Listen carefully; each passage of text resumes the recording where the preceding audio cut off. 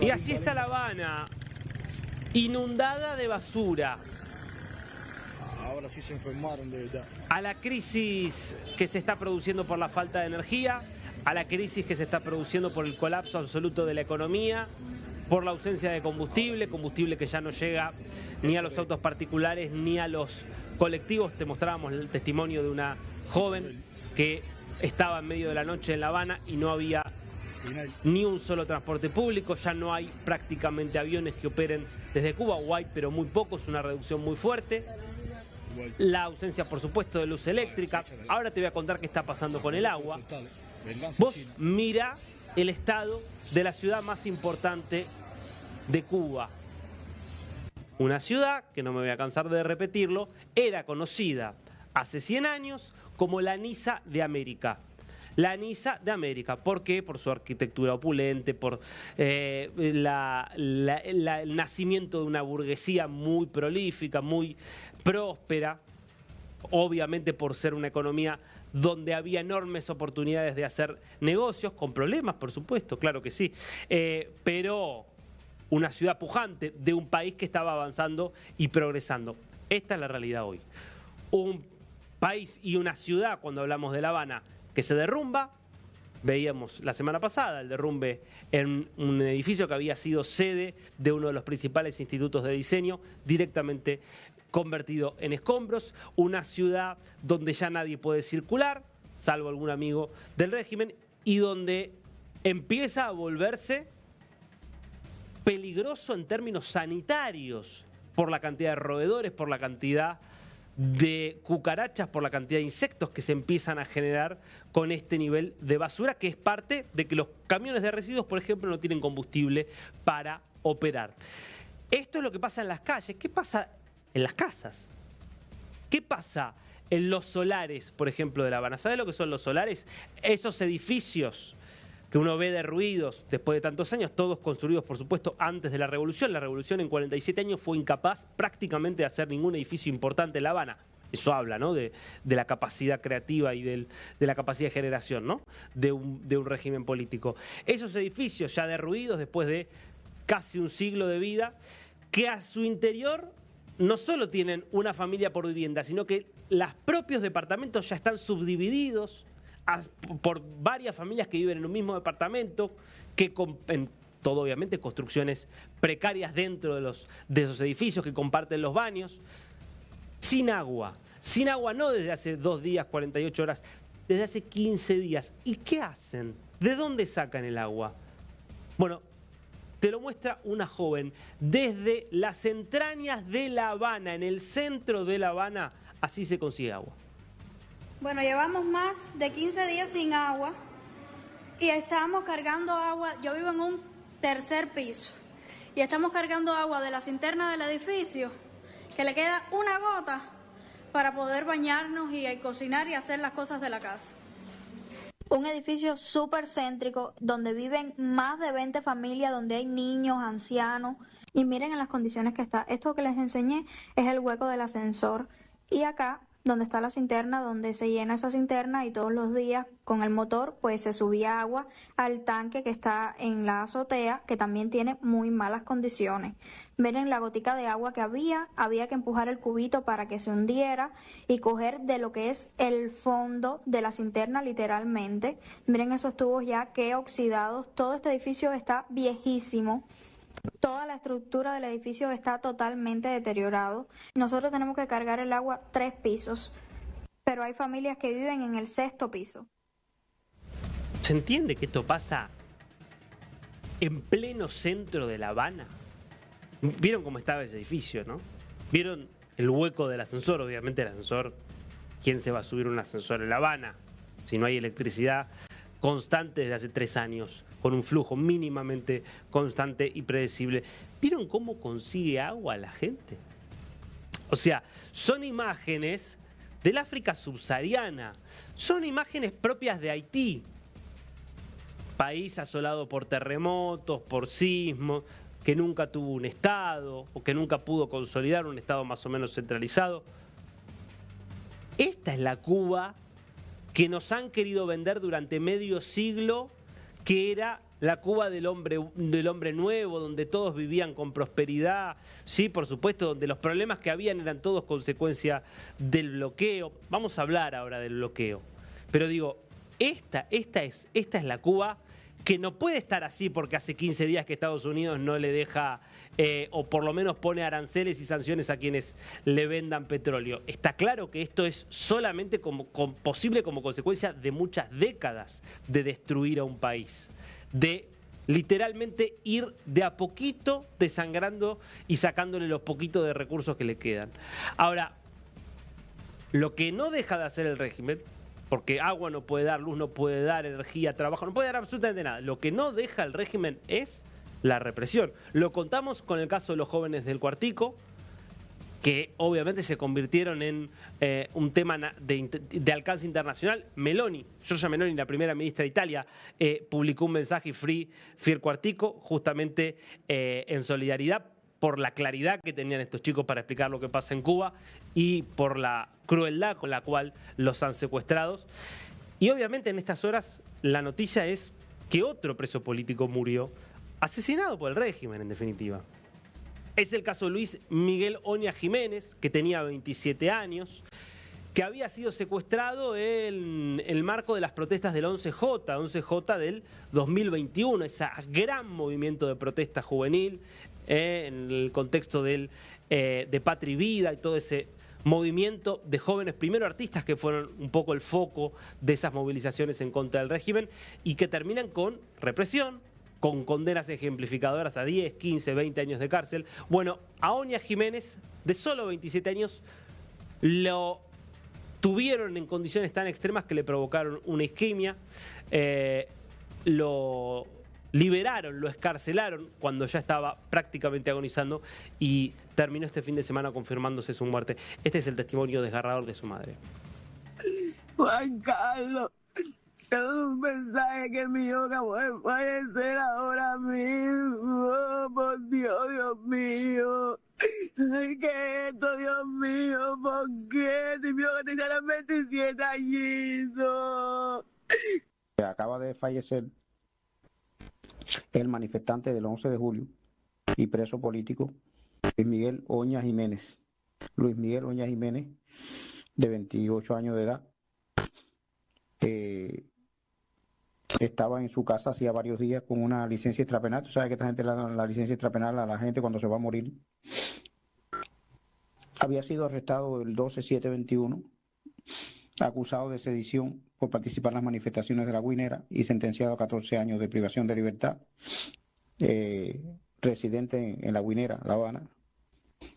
Y él murió, es decir, él le dio una isquemia en la prisión de Panamá, en Guinea, para enfermos de VIH-Sida. Era paciente de VIH-Sida. Y quedó que no podía mover la boca, las manos, los pies. Lo habían enviado, le dieron la licencia extrapenal y lo habían enviado al hospital Julio Trigo, que está ahí cerca de su casa. Y de ahí del hospital lo desahuciaron, lo botaron para su casa hace 3 días y murió. Y mientras esto está pasando con los jóvenes cubanos que o se tienen que escapar o se tienen que ir como pueden, o si se animan a luchar, si se animan a protestar, terminan como terminó estos chicos, como esperamos que no terminen los chicos del Cuartico. Mientras esto pasa, el dictador publica por San Valentín mensajes como este, sí, poemas de Loinás. Amor es desenredar marañas, de caminos en la tiniebla. Amor es ser camino y ser escala. Amor es amar lo que nos duele, lo que nos sangra por dentro. Lo comparto con la felicitación a los que aman y construyen en días difíciles. Es el resumen perfecto de un régimen que se burla de sus propios ciudadanos, que no son ciudadanos para ellos, son súbditos, son esclavos.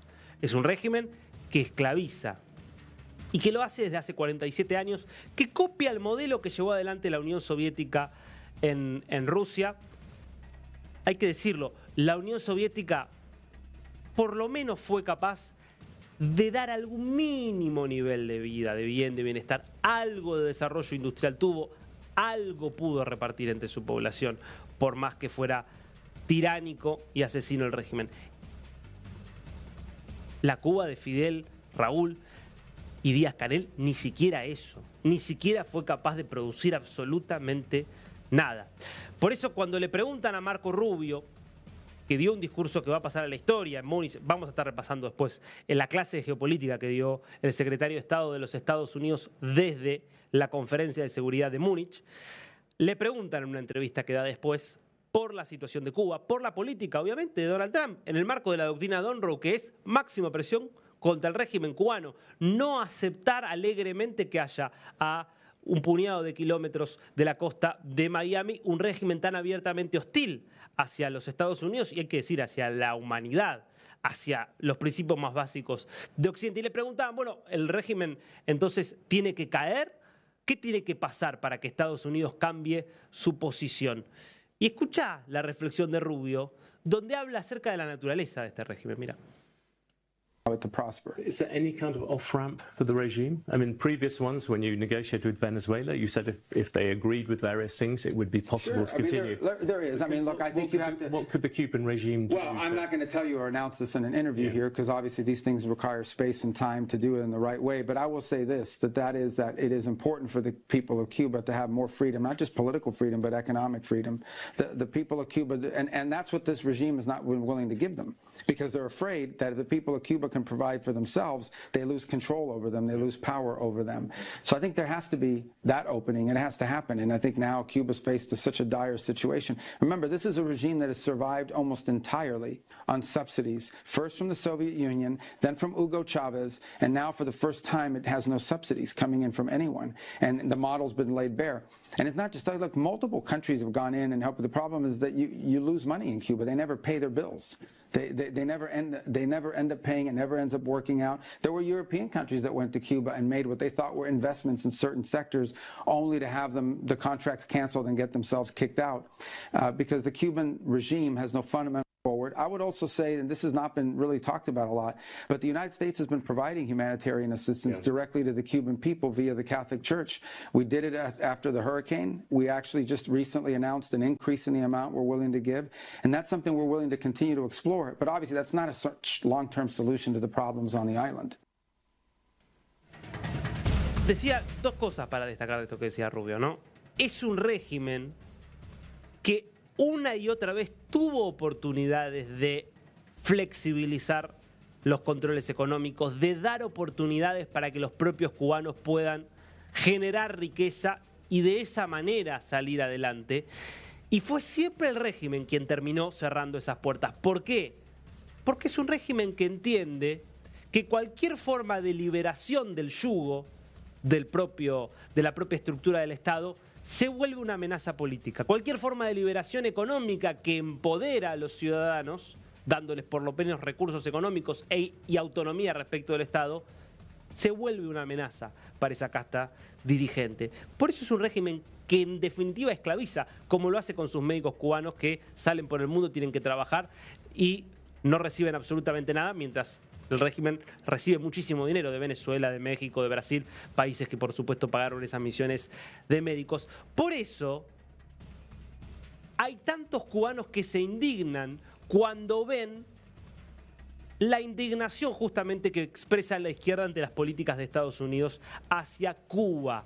Aquellos que dicen Estados Unidos está ahogando a los cubanos con sus sanciones. Y que dicen que se manifiestan en solidaridad con los cubanos, cuando en rigor siempre se manifiestan en solidaridad con el régimen. Por eso, escuchá o mirá en realidad la reflexión que hace José Daniel Ferrer, que era hasta febrero del año pasado. Tenemos la posibilidad de ver la nota que él publica, porque él está... o una imagen, aunque sea la imagen de portada de la nota, porque él está respondiendo a una nota de The Guardian, que es un diario, por supuesto, progresista de izquierda del Reino Unido, un muy buen diario, más allá de que claramente tiene una línea ideológica, que obviamente hace un repaso de lo que está pasando en Cuba con un enviado, que va y cuenta, obviamente, lo que está pasando en Cuba, y que lo presenta como una consecuencia del bloqueo, el famoso bloqueo que no está el estadounidense, y de las sanciones de Estados Unidos. Esta es la imagen, de hecho, con la que se ilustra la foto, ¿no? Es el águila estadounidense clavando sus garras clavando sus garras sobre la bandera cubana, sin combustible, sin turistas, sin dinero, en la situación en Cuba. Entonces, ¿qué dice Ferrer cuando ve esta nota? Digo, alguien que ahora está en Estados Unidos, pero porque lo forzaron al exilio, durante más de una década fue el principal dirigente opositor cubano y él sufría las mismas consecuencias del supuesto bloqueo que el resto de los ciudadanos. ¿Qué decía? Se equivoca The Guardian y se equivocan los diplomáticos de países, entre comillas, aliados de Estados Unidos que critican la política de máxima presión contra la tiranía castrocomunista y de solidaridad con el pueblo víctima de la opresión de este criminal régimen.